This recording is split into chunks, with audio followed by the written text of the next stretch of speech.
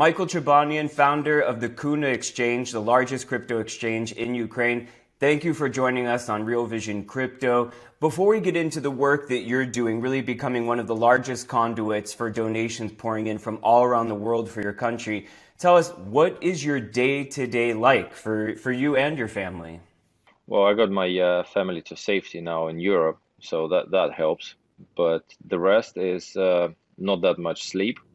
A lot of communication with the different let's call it parties. I can't disclose who exactly, but uh, yeah, tense. I would say tense. That's why you can tell by my face that I need a bit of sleep and a bit of rest. But later, after we win the war, everyone will sleep.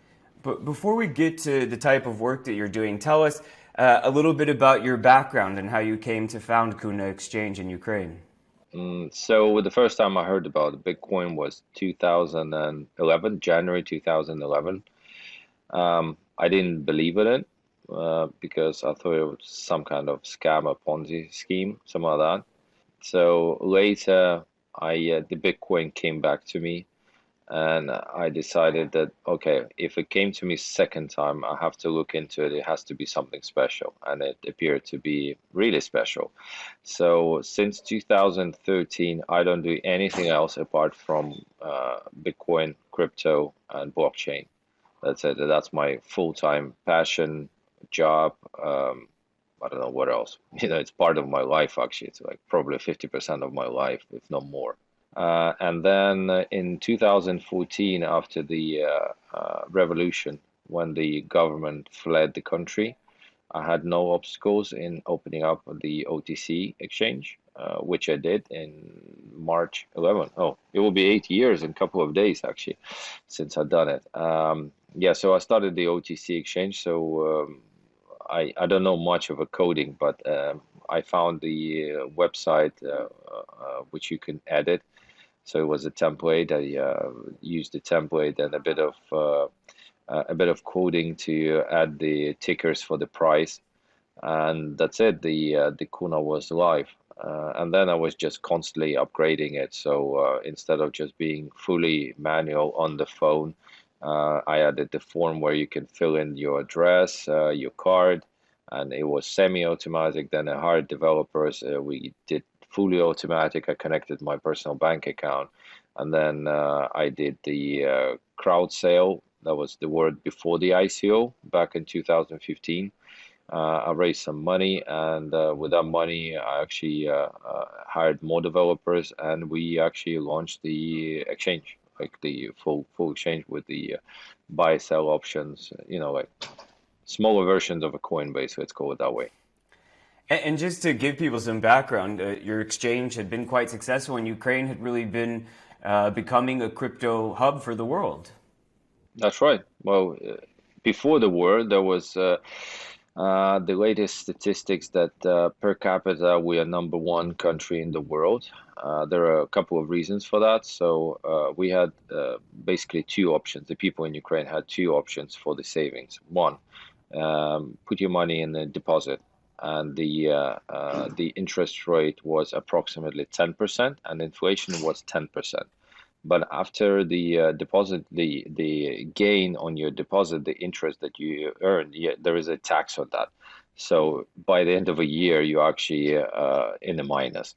So that was one option for lazy people who can't count the money. The second option was to buy apartments, like similar story as in China.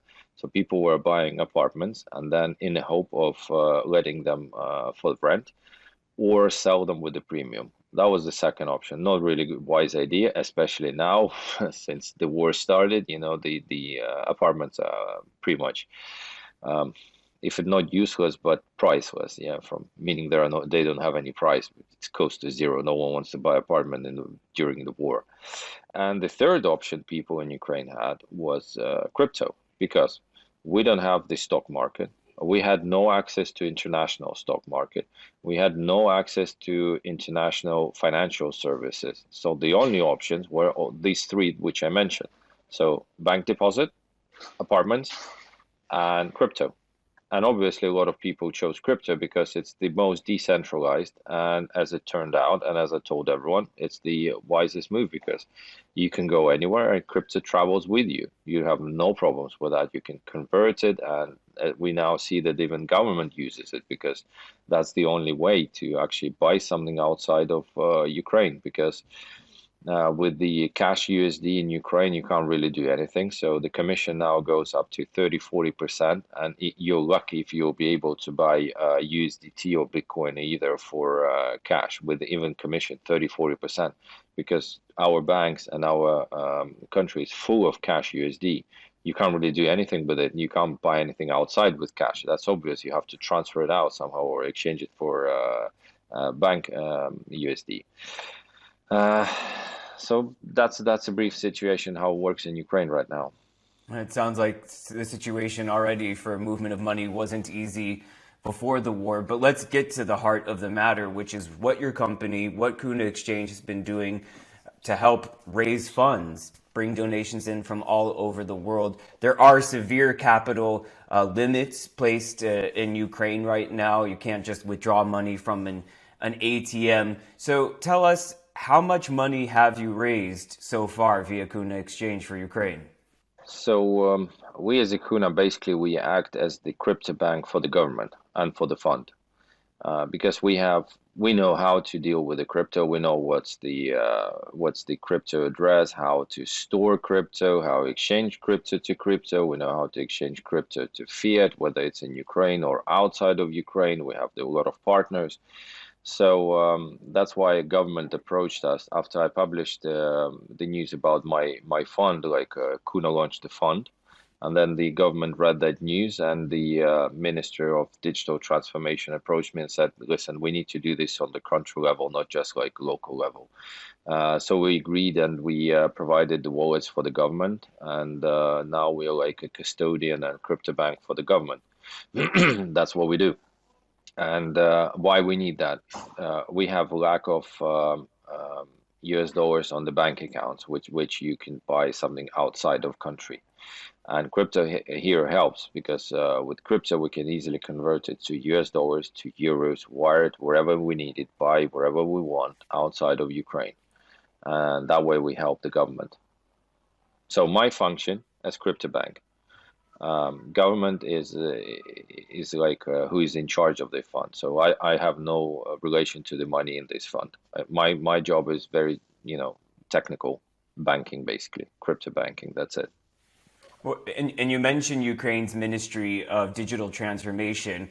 This ministry is essentially operating as the crypto ministry for Ukraine. Was this a relationship that you had before, or did you have to strengthen this relationship since the war began? No. Obviously, we had this relationship before. So when the ministry was established, that was 2019, as I can remember. Obviously, we got to know each other with the minister, with the deputy ministers, and this ministry was actually in charge of drafting the law for virtual assets, which we successfully did together. So I'm also the president of Blockchain Association. So our lawyers of association of KUNA were the ones who were drafting the law for the government, and ministry was just like management team, organizing everything and making sure everything goes smoothly within the different agencies of the government. So obviously we knew each other, and it was logical that we just provided help, and they said, yeah, let's do it. So it's cooperation. Hey, if you like this clip, be sure to check out the full interview and more only on realvision.com/crypto. It's 100% free. Sign up now.